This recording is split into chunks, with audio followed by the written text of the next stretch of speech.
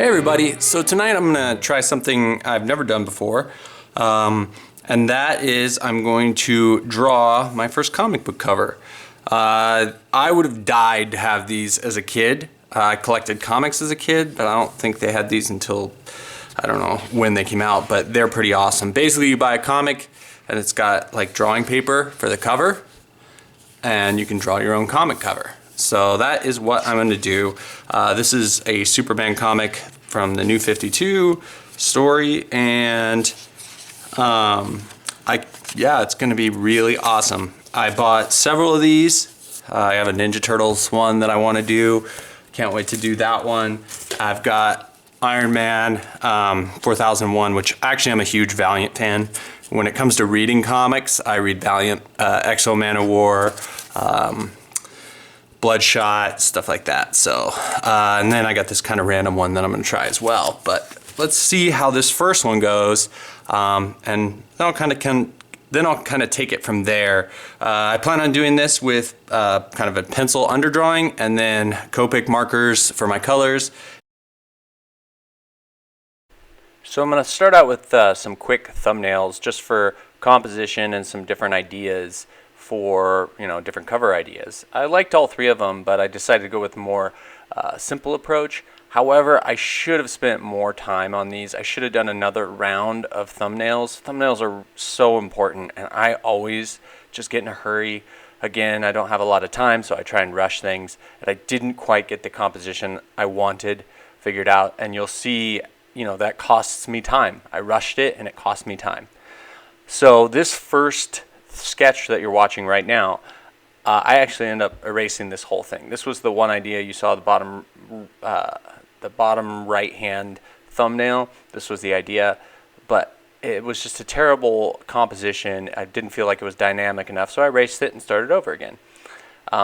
So I came up with a different idea, and this one he's kind of like really pissed off. He just got knocked down and he popped right back up was my idea, and I liked this idea. I could draw the whole character on there, but what I didn't do is I just drew a character on a paper. I didn't figure any composition into it, and once I got the whole thing kind of drawn out, sketched out, I realized I really didn't like it. I spent way too much time sketching this thing out without taking a step back and looking at the overall composition of the page, of the whole cover, not just the single drawing on the white piece of paper. That was a huge mistake on my part. So, as you'll see again, I erase this entire drawing and start over again.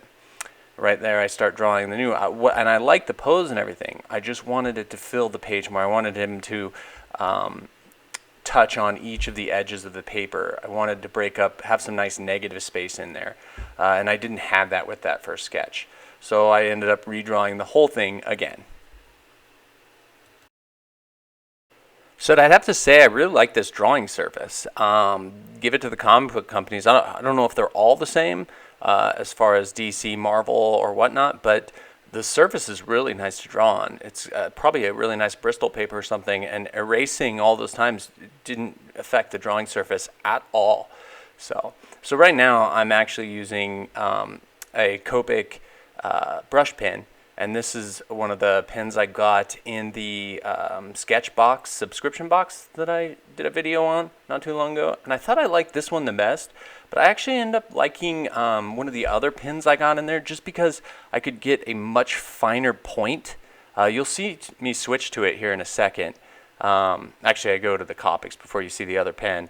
But I really like the other pen I got. And I'm not actually sure of the name because it's in Japanese. So I'll have to show you guys that in another video. So anyway, so I got my inks all done, and now I'm using the Copic markers to kind of fill in the colors. Normally when I do Copics, I start with a lighter color and then kind of go over it a few times to get shadows and stuff. Well, this blue that I'm using right here is so dark. I was so nervous to use it. I'm like, this could ruin the whole drawing because I can't really go anywhere with it. But luckily, it actually dries a little bit lighter than I thought. And one thing I really liked about this drawing that turned out really cool is that those fine, like, kind of indentions in his suit, I went over those a second time, and it made them darker, kind of like they're indented shadows in them. And that coupled with the gel pen, the jelly roller pen that I used to do all those highlights you see on him, and I just went right over the top of the Copic marker, and it turned out really cool. But I feel like his suit had like that armor look that his new suit has. I was pretty happy with it. Overall, I felt like this whole process was a lot of fun. It was really fun drawing on an actual comic book and having to think about the composition of it. Like I said, I really like the negative space. He's kind of off the page a little bit. You don't know what he's so pissed about, but he looks mad. There's definitely some things I probably would have changed. His face bugs me a little bit. I could have spent more time making his face a little bit more natural. But I feel like overall, it turned out pretty awesome. I liked it. So real quick, I'm going to go over the Copic markers that I used for this. For the yellow, I used Y17 Golden Yellow. For the reds, for the bright red, I used R14 Light Rouge.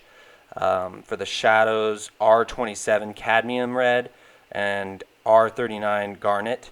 And then for the blue on his suit, I used B29 Ultramarine. And then for his hair, so the blue kind of highlights in his black hair, I used B63 Light Hydrangea. One thing I wanted to talk about too is I got rid of my bsketchy.com page, which a lot of you might not like. That's where I sell my artwork. I'm going to be selling these comic book covers as I do them on there. So if you guys are interested in buying one, go to ourwonderland.com, and that's I'll do a video about that soon, but I'm really consolidating myself, my family's art, and everything into one website, and I think it'll turn out pretty awesome. I'm pretty excited about it. So if you're curious, check out ourwonderland.com. You'll have to type it in because I just built the site, so Google hasn't really touched on it yet, but all my for sale artwork is on there and stuff like that. And like I said, as I am going, I'll be adding those to the store, and I actually added 3 original marker illustrations.